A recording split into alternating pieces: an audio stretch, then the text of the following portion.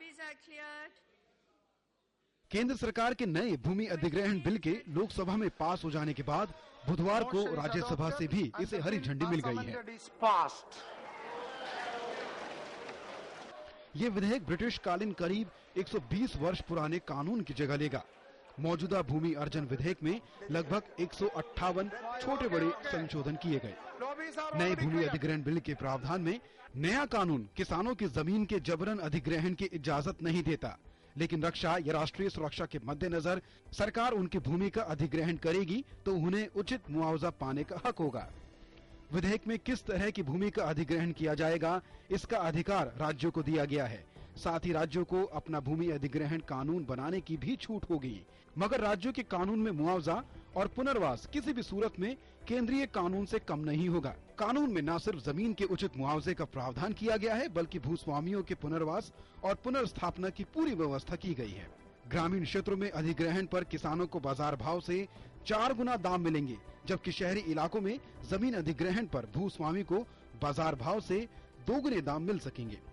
Private कंपनियों के लिए अगर जमीन अधिग्रहित की जाती है, 80% स्थानीय लोगों की रजामंदी जरूरी होगी। अगर 5 साल में प्रोजेक्ट शुरू नहीं होते हैं तो अधिग्रहण खारिज हो जाएगा।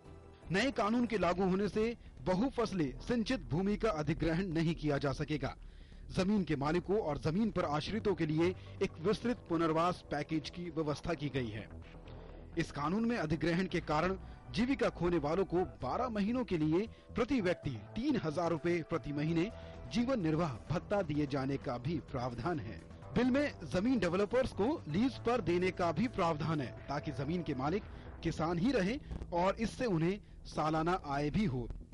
ग्राम सभा की सहमति के बिना जमीन का अधिग्रहण हासिल नहीं किया जा सकेगा। अगर अधिग्रहित भूमि एक उच्च कीमत पर तीसरे पक्ष को बेची जाती है तो राशि का 40% मूल मालिकों के साथ साझा किया जाएगा। विधेयक में उन लोगों को भी मुआवजा मिलेगा जिनकी आजीविका अधिग्रहित की जा रही भूमि पर निर्भर होगी। नए कानून के अंतर्गत मुआवजे में मिली राशि पर न आयकर और न ही कोई स्टाम्प शुल्क लिया जाएगा।